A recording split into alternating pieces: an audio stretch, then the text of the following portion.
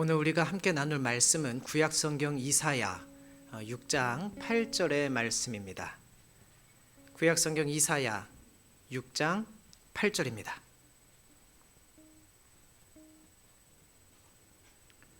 저와 여러분이 한 목소리로 함께 봉독하겠습니다. 함께 읽습니다. 내가 또 주의 목소리를 들으니 주께서 이르시되 내가 누구를 보내며 누가 우리를 위하여 갈꼬 하시니 그때에 내가 이르되 내가 여기 있나이다 나를 보내소서 하였더니 아멘.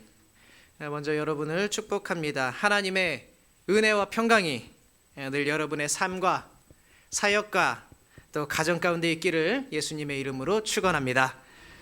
이제 해가 바뀌어서 우리 교회는 창립 이래 76년이 되었네요. 폭발적인 성장으로 전성기를 누리기도 했었고요.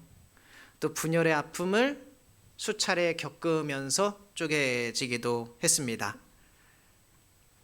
그런 가운데에서도 굳건하게 이 지역사회에서 맡겨진 일들을 잘 감당해온 우리 대천 장로교회의 역사는 바로 여러분들 한 사람 한 사람의 역사이기도 합니다.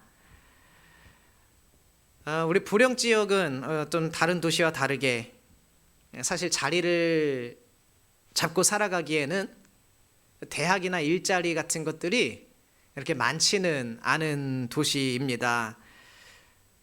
그래서 고등학교 과정이 끝나고 나면 다른 도시로 떠나는 청년들이 참 많지요.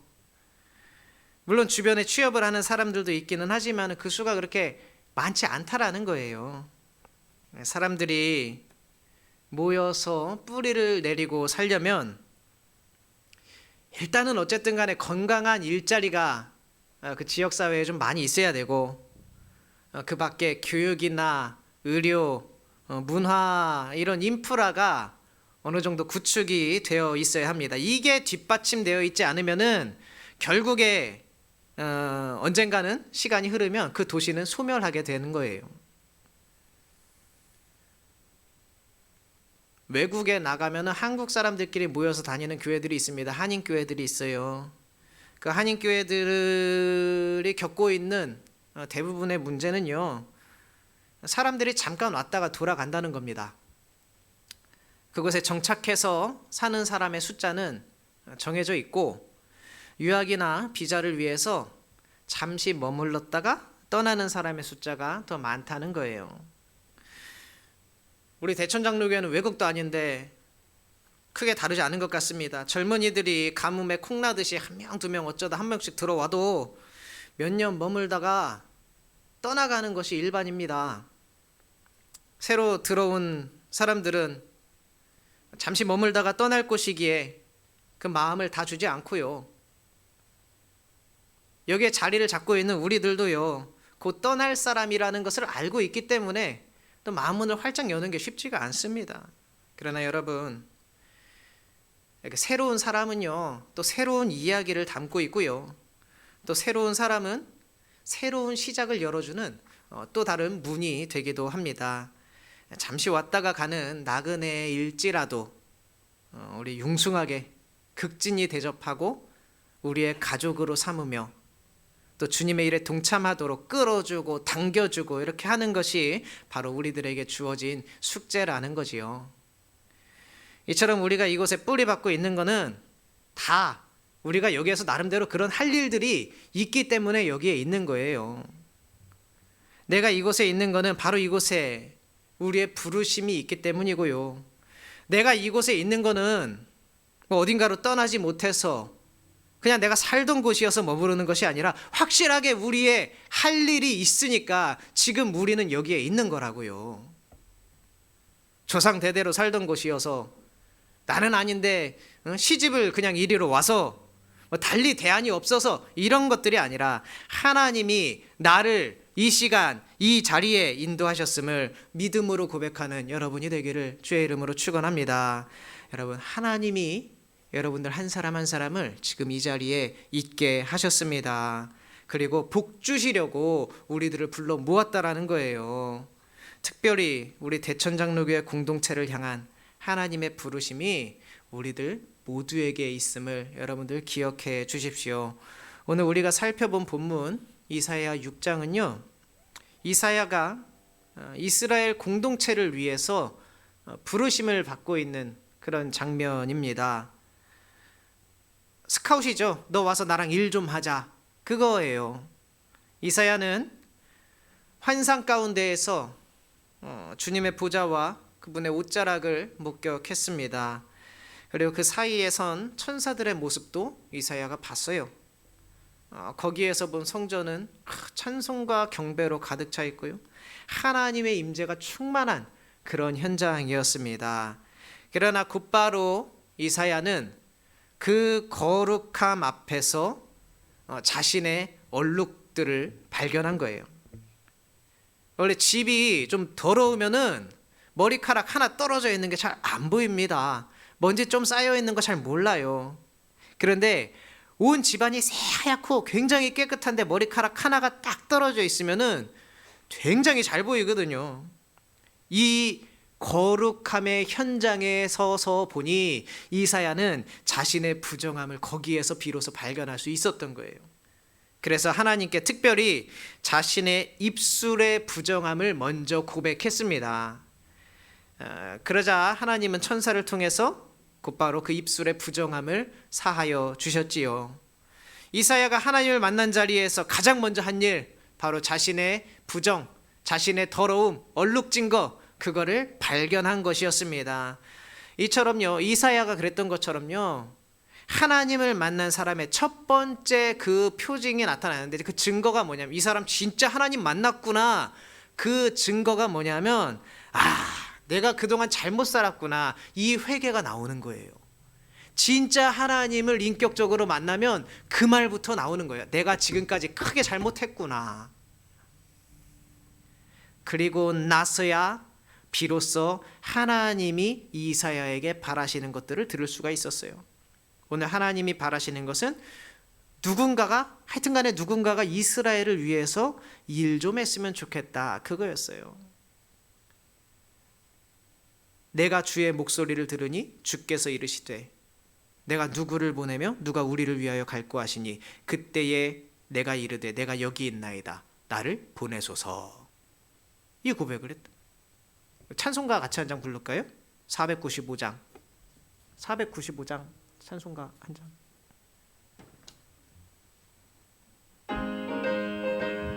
우리 박수 치면서 함께 찬송 부르겠습니다. 익은 곡식 거둘 자가 없는 이때에 누가 가서 거둘까? 내가 어찌 게으르게 앉아 있을까? 어서 가자 밭으로 보내주소서.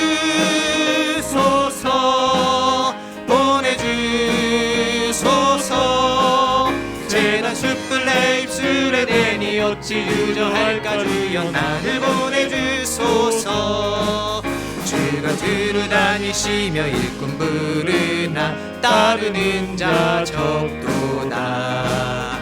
보라 주의 사랑하는 익은 곡식은 어서 거두러 가자. 보내주소서.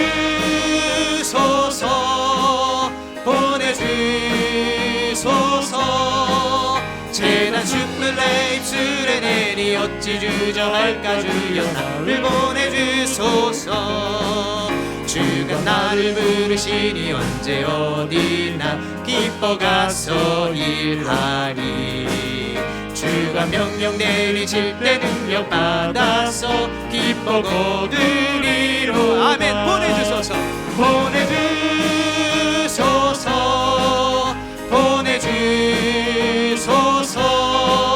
재난 숯불 내 입술에 내니 어찌 주저할까? 주여 나를 보내주소서.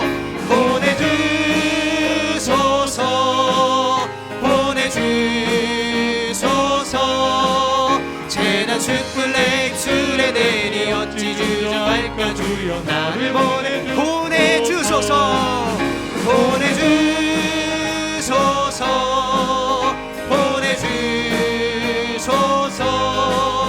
채난 숯불 내 입술에 대니 어찌 주저할까 주여 나를 보내주소서.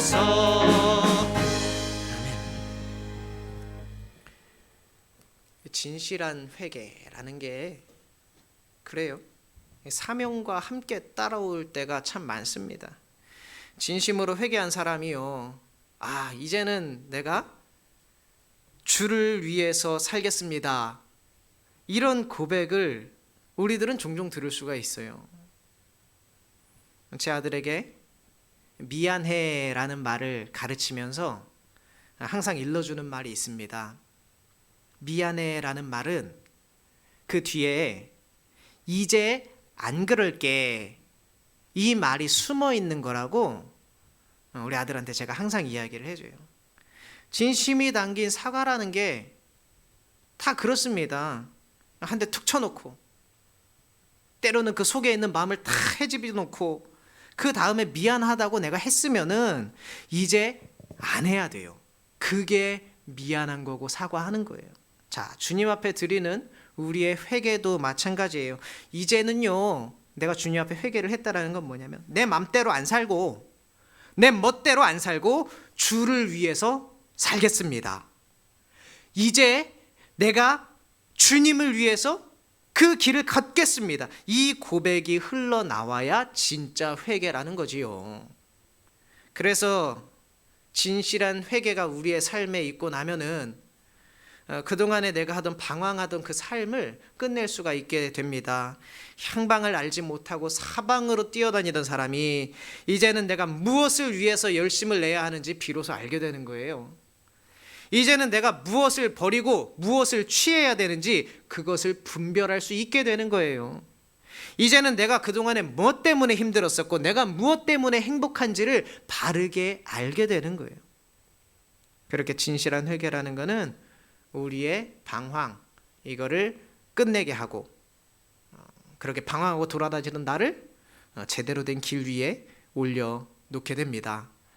아직 우리의 삶이 이렇게 제대로 된 길 위에 서지 못했다면, 혹은 예전에 그렇게 된 적이 있었었는데 경험했었는데 다시 엉클어진 삶을 살고 있다면, 우선 우리에게 필요한 것은 바로 진실한 회개인 거예요. 주님, 하나님 거룩함 앞에서 나의 얼룩진 것, 더러운 것, 추한 것 보게 하여 주시옵소서. 이런 진실한 회개가 먼저 이루어지고 나면 이제 그 다음은 어떻게 살 것인지 결단하게 되겠지요. 그렇게 된다면 이제 내가 어떻게 살아야 될지 분명하게 드러나겠지요. 그런데 보통 이때 하나님께서 보여주시는 것들이 있어요. 때로는 말씀을 통해서 보여주시기도 하고요. 때로는 환상을 통해서 보게 하실 때도 있고요. 때로는 불현듯 생각이 툭 들게 하실 때도 있어요. 하여튼 그게 뭐가 됐든지 간에 나로 하여금 나름대로의 고백을 하게 만듭니다. 그것들이 보통 뭐냐면, 내가 오랫동안 생각을 해오기는 했었는데 확신이 없어서 하지 못했던 일, 그런 일들이 떠오를 때가 있어요. 이제 게으름을 벗어버리고 좀 새로운 열정을 가진 그런 사람이 되어야겠다, 이런 생각이 들 수도 있고요. 혹은 이제 내가 그냥 수박 겉핥기처럼 하는 거 말고 말씀을 좀 제대로 배워봐야 되겠다, 이런 생각이 툭 들 수도 있어요. 또는 이제 기도의 끈을 놓지 말아야 되겠다, 누구 가족을 전도해야 되겠다, 이런 결단들이 이 안에서 나오게 되는 거예요. 그렇게 오랜 시간 권면을 받았지만 이 핑계 저 핑계로 하지 않고 있었던 일들이 갑자기 나한테 쑥 들어올 때도 있어요. 전혀 생각지도 않았던 부름을 받을 때가 있다라는 거죠. 이 순간 우리가 하나님 앞에 진실한 회개로 엎드렸다면 주님께서 내게 명하신 이 일이 사실은 이 안에서부터 받아들여지게 되고 아멘으로 화답하게 되는 거예요. 진정한 회개의 결과는 사명으로 나아가는 것입니다. 회개로 끝나지 않아요. 여러분, 이제 한 해가 시작되었잖아요. 저하고 여러분이 뭔가를 좀 시작하기 전에, 뭔가를 결정하기 전에 하나님 앞에서 진실하게 나를 돌아보고 나를 참 바닥까지 낮추고 주님 앞에 엎드려서 그 다음에 주님이 초대하는 그 세계로 발을 내딛는 저하고 여러분이 되기를 바랍니다. 오늘 이사야는 회개 이후에 하나님의 음성을 들었습니다. 무슨 음성입니까? 내가 누구를 보내며 누가 우리를 위해 가겠는가? 이거예요. 하나님의 고민이 이사야의 귀에 들렸습니다. 진실한 회개가 이루어지고 나니까 이제 하나님이 말씀하시는 것을 들을 준비가 됐다라는 거예요. 진실한 회개가 있고 나면 그 뒤에 하나님이 하는 말씀을 듣게 돼요. 그전에는 그게 안 들려요. 하나님이 뭐라고 하시든지 아무리 크게 얘기를 해도 하나님이 하는 말을 못 들어요. 내 안에 욕심, 해야 되는 일, 야망, 때로는 육신의 연약함, 이런 것들이 하나님의 음성을 겹겹으로 막아서서 내 귀에 들어오지 못하게 막고 서 있다라는 거예요. 그러나 회개하고 나면 이 모든 꺼풀들이 벗겨지고 하나님의 음성이 귀에 분명하게 들어오게 됩니다. 이사야는 하나님께서 내가 누구를 보내고 누가 우리를 위해서 가겠는가, 이 음성을 분명하게 들었습니다. 그것은 단순히 아이고야 아무도 이스라엘을 위해서 일하겠다는 사람이 없으니 이거 어떡하지? 이런 하나님의 한숨 섞인 넋두리가 아니었어요. 적어도 이사야가 들을 때는 그런 것이 아니었어요. 이사야는 이 말을 어떻게 들었는고 하니, 나를 부르시고 있구나, 이거 나를 부르는 소리구나. 이사야는 그렇게 들었던 거예요. 그렇게 자신을 부르시는 음성으로 알고 이사야는 이렇게 대답했지요. 내가 여기 있나이다, 나를 보내주소서. 이거 굉장히 즉각적인 반응이지요. 많은 사람들이요, 나는 좀 이것이 부족하고 저것이 부족해서 안 됩니다, 이렇게 얘기했어요. 제가 올해는 이런 상황이 있어서 안 돼요, 제가 이것 때문에 절대 안 돼요, 이렇게 얘기하고 있는데 오직 이사야만 자기가 하겠다라는 거예요. 모세는요, 자기 말주변 없어서 못하겠다 그랬지요. 그런데 하나님은 말 잘하는 사람 아론을 옆에 붙여주셨어요. 그러면서 하나님 일 할 수 있게 도와주셨습니다. 솔로몬은요, 아버지가 너무 대단해가지고 그에 비하면 나는 어린애 같은데 이거 어떡합니까? 그러고 머뭇거리고 있을 때 하나님은 지혜를 주셔서 그 일 감당하게 하셨어요. 기드온은요, 자신이 그동안 해왔던 일이랑 너무 다른 거예요. 하나님, 저는 그냥 농부인데 어떻게 공동체를 위해서 나가서 싸우겠습니까? 이렇게 투덜투덜 거리고 있었어요. 그러나 싸움 못한다고 하니까 싸우기도 전에 이길 수 있는 기적을 기드온에게 베푸셨어요. 어떤 방법으로든 하나님은 이 사람이 내가 맡긴 일 하겠다고만 하면 돕는다라는 거예요.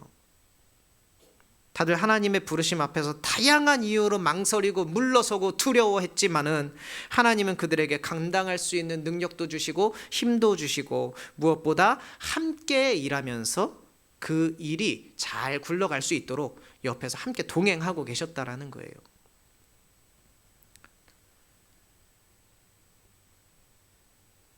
누가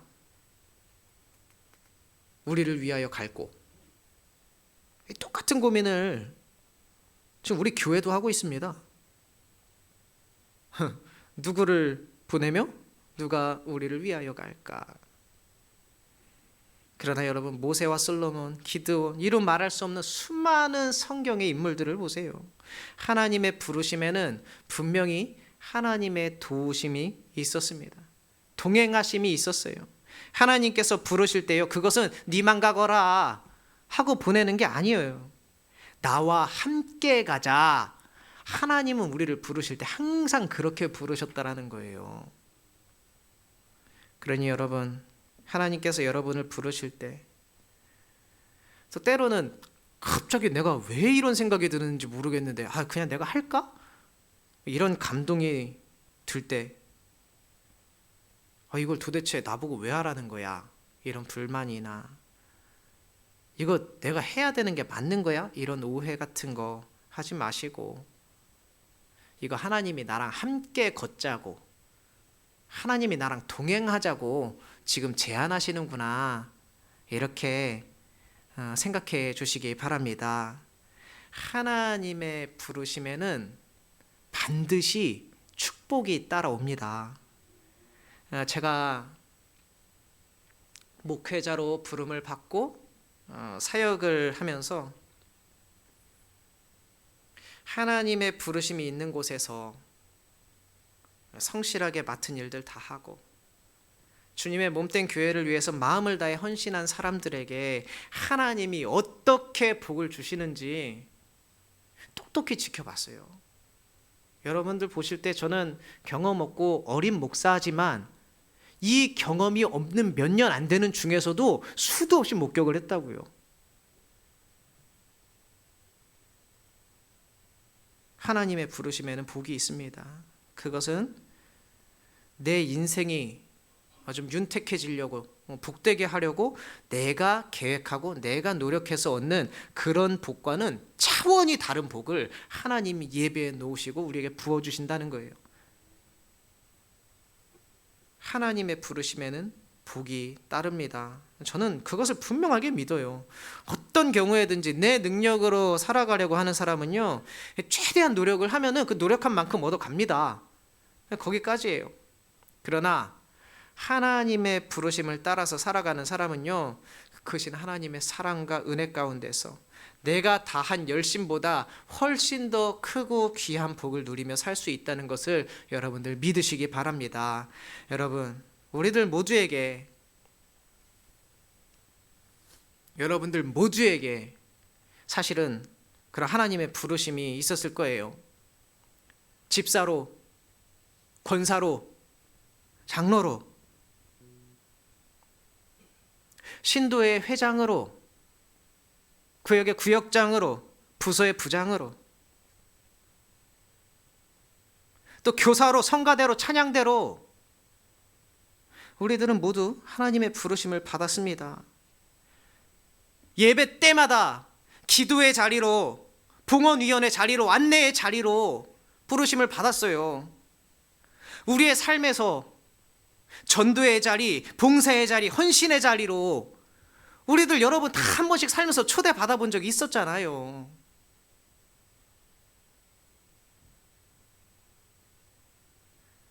그 부르심에, 그 초대에 이런 고백이 있었으면 좋겠어요.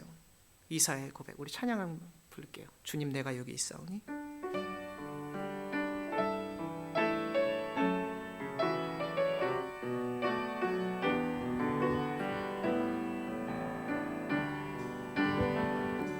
주님, 내가 여기 있사오니 나를 보내소서. 나의 맘 나의 몸 주께 드리오니 주 받으옵소서. 주님, 내가 여기 있사오니 나를 써주소서.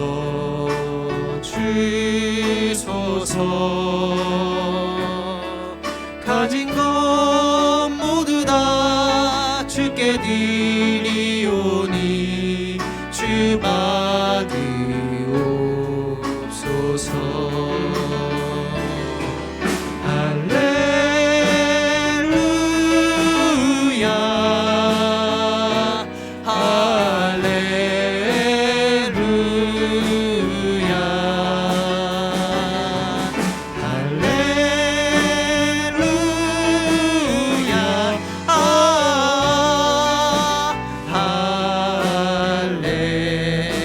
다시 한번 고백합니다. 주님, 내가 여기 있사오니 나를 보내소서. 나의 맘 나의 몸 주께 드리오니 주 받으옵소서. 주님, 내가 여기 있사오니 복을 써 주소서. 가진 것 모두 다 주께 드리오니 주 받으옵소서.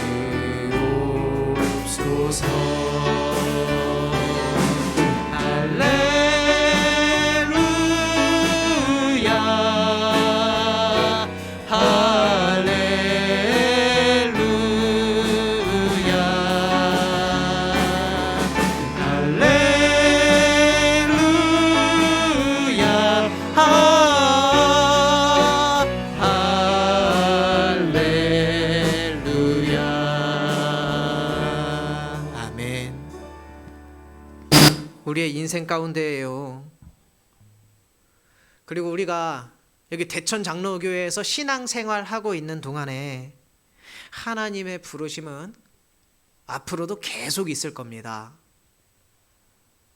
어떤 방법으로든 하나님께서 나를 통해서 일하고자 하실 때에 그 부르심 앞에 겸손하게 순종할 수 있는 마음이 있기를 바랍니다. 그 부르심이 결코 하나님의 등 떠미는 손이 아니라 나와 동행하기를 바라며 내미는 그 손길임을 기억하시기 바랍니다. 무엇보다 그 손 잡았을 때, 그 부르심에 내가 응답했을 때 반드시 축복이 따른다는 것을 믿고 순종으로 열매 맺으며 그 축복 가운데 살아갈 수 있는 저와 여러분이 되기를 주님의 이름으로 축원합니다. 기도하겠습니다. 할렐루야. 은혜가 풍성하신 아버지 하나님, 오늘 주님의 부르심을 입는 날이 되게 하여 주시옵소서. 주님께로 부르실 때에 아멘으로 순종할 수 있는 믿음을 허락하여 주시옵소서. 주님의 부르심에는 주님의 따뜻한 동행하심과 주님의 역사와 주님의 축복이 함께하고 있음을 깨닫게 하여 주시옵소서. 베풀어 주신 모든 은혜 감사드리며 예수님의 이름으로 기도드리옵나이다. 아멘.